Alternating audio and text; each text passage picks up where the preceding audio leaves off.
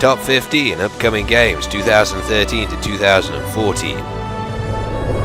Number 15, Call of Duty Ghosts. Now, whether or not you think this game should be in this list, or perhaps that it should be higher up in the list, undoubtedly this game is going to be one of the top grossing games this year. I've put it at 15 because I want to wait and see. There's very little multiplayer footage at the moment, and that is obviously what the vast majority of people spend the most amount of time playing in the game. Single player details have of course been revealed, and the game will come out on November the 5th. The US apparently is no longer a superpower, and you're part of a band of elite soldiers called Ghosts. Apparently one of those guys is in fact a dog, or you can control the dog, as you'll see in this clip here. Nice. Where'd the other one go? Number 14, Splinter Cell Blacklist.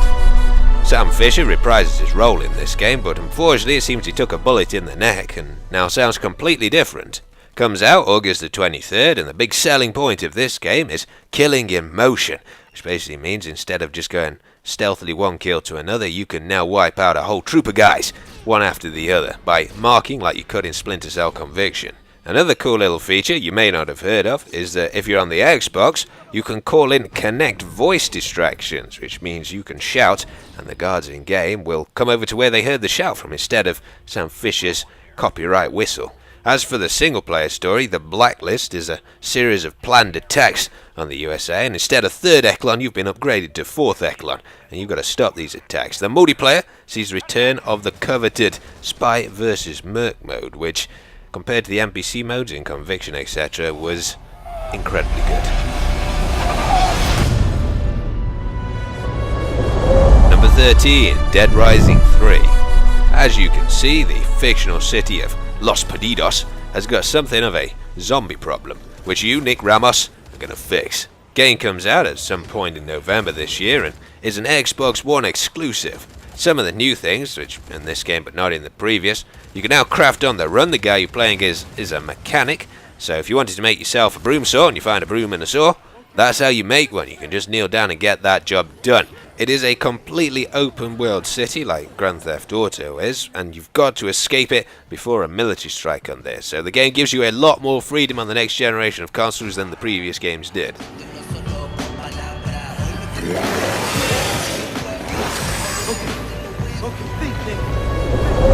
Number 12, Watch Dogs. Now this game has become something of a fan favourite. You're a sort of cyber spy kind of guy who can basically take control of the city with his mobile phone. Now some of you may disagree with the position of this game in this list, but I'm simply going by what I find to be the most enjoyable games, and to be honest, all of the games in this top 15 are pretty damn good.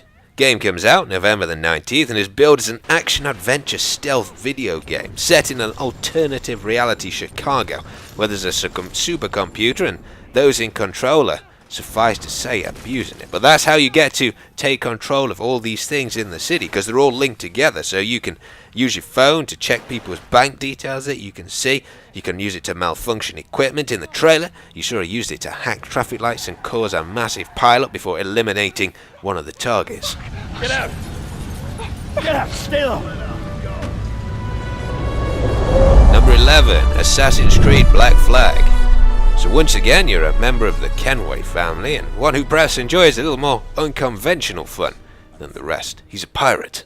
Does that mean that we're now playing as the bad guy, or is he still the good guy, or I guess on October the 29th we find out. Turns out that Pirate Kenway has got a few friends, aside from sharks of course, like Blackbeard. So if you're a fan of pirates, I don't know who is a fan of pirates, but if you are a fan of pirates, then I'm sure you'll see some of your favourites in this game.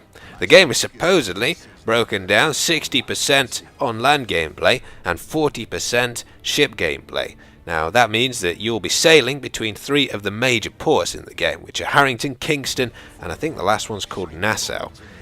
But basically you've got both land and naval exploration in this game, including, controversially for some people, whaling. So if you fancied a bit of whale, then you can now have a bit of whale. Join them under the black flag of Assassin's Creed 4. Number 10, Metal Gear Solid 5, The Phantom Pain. I have to say, at E3 I was absolutely blown away by this game. It just came completely out of the blue. comes out 2014 at some point for both the current and future generation of consoles. Now the game is supposedly split into two parts. The first part, Snake is infiltrating a Black Ops site in Cuba to extract a couple of prisoners, and I think that part is called Metal Gear Solid Ground Zeroes, and that was what a lot of people thought the title of this game was actually going to be. But the second part, the Phantom Pain part I guess, is set during the Afghan-Soviet War, of course in Afghanistan. The game is completely open world, you can attack objectives as you please in it, and if you're a fan of the previous games, there are some new but also some old faces returning, notably Snake's enemy Ocelot, who's now sort of his friend, voiced by Troy Baker, who of course voiced Joel in The Last of Us and also Booker in Bioshock Infinite, so it seems like they're pulling out all the stops for this game.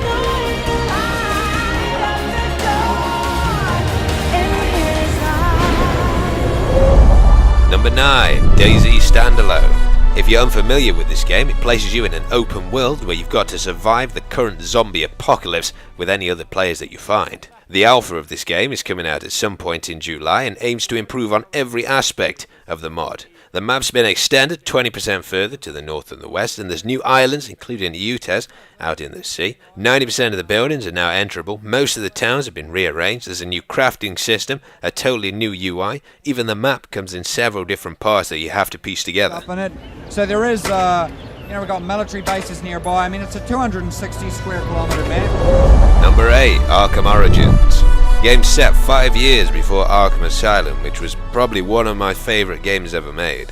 As you would imagine, when the game comes out on October the 25th, you'll be playing as Batman, and he's brought with him a whole new set of tools, including the Batwing, which you can now use to travel from one place to another. Of course, Arkham City was pretty open world, and it seems like the world in Arkham Origins is going to be even bigger, so that's how you get from one place to another. There's also the Batclaw, which allows you to attach two enemies together.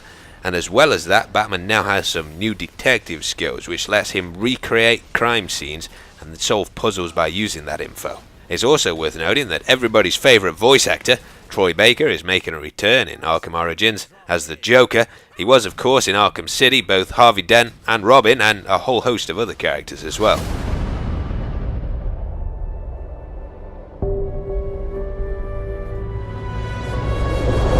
Number 7, Mirror's Edge 2. Now so far, this is the only footage we've got of Mirror's Edge 2, made of course by DICE, confirmed to be coming out at some point in 2014, but I cannot wait for this game, because the original Mirror's Edge, with its free running through a futuristic, super clean looking city, was so different to every other kind of game that when you reprise your role in this as Faith, I'm almost guaranteed it's going to be a good time.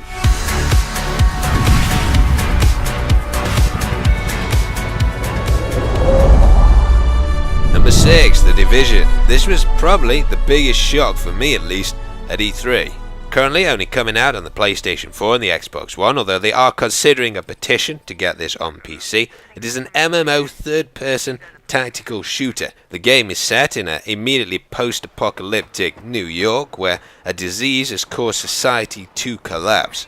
You play part of an elite team set to try and resolve this crisis. As with a lot of next-generation titles, this game features companion gaming, so if you've got a tablet, then you can use it to, say, fly around a little bot to check out different parts of the city and things like that without having to go in there with your character. Wow, yep. I'm gonna go in. Number 5, Titanfall. So this is the first release of Respawn Entertainment. The guys who left Infinity Ward set up their own company because they didn't like the direction of the Call of Duty series. The game is said to come out Q1 2014 for the Xbox One and PC. It's multiplayer only with single player elements, which is actually quite a good thing because that usually means the multiplayer is going to be very refined. As you can see, you can either play as free running pilots or inside agile mech walkers, so Colonel Quadrich, eat your heart out.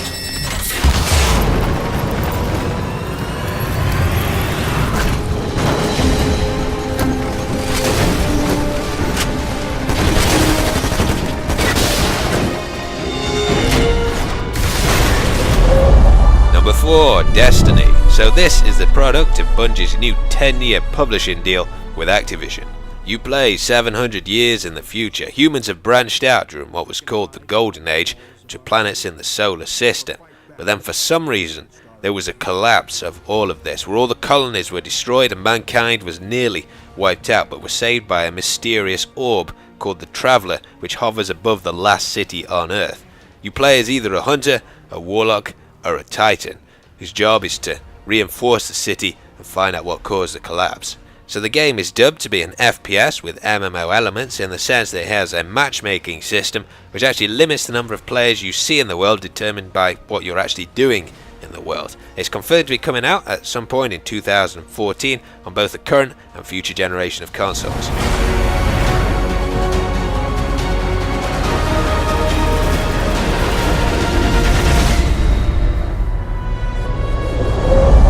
Number 3, Battlefield 4. I don't think I have ever felt such anticipation for an upcoming multiplayer shooter. Battlefield 3 obviously contains some flaws, but now that this game is on the future generation of consoles and PC and the past generation, it could well become the definitive Modern Warfare shooter. It comes out on October the 29th and, to be honest, features everything that should have been in Battlefield 3. A new commander mode, the ability to swim underwater, counter knives, Frostbite 3.0 destruction. As you'll see in this video, this whole tower gets destroyed once the underlying pillars are taken out. You can also play as female soldiers, and you play as 3 factions, the US, China or Russia. From what I've seen, both vehicle and infantry gunplay is a whole lot more satisfying as well.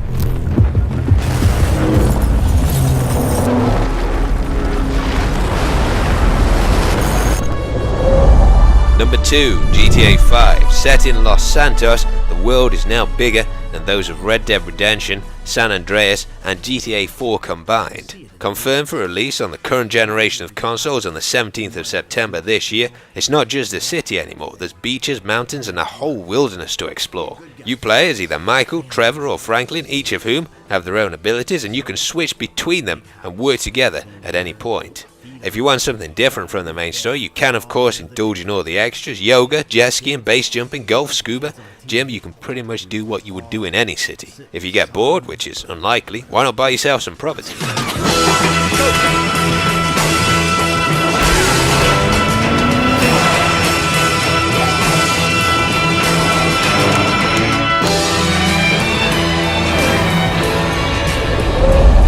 Number 1, Star Wars Battlefront 3. Now it may surprise you that this is at the top of my list, given that they've only shown this small cinematic, but I've been waiting for so long to get a decent Star Wars game, and I really think DICE can nail it this time. They've already said you can fly from the planetary surface all the way up into a space battle, so it looks like it could be incredibly good. But thanks for watching guys, I hope you enjoyed the video, and I'll see you in the next chapter.